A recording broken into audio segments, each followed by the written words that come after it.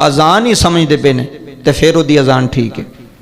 अल्लाह वो बालग नहीं होया, बलूगत के करीब है, मसलन 12 साल उम्र है, 13 साल बच्चे हूँ वो अजान सिख लेंदे ने, उन्होंने शौक होंदा कि यार असी अजान दईए, तो लोग उन्होंने अजान नहीं देन देंदे।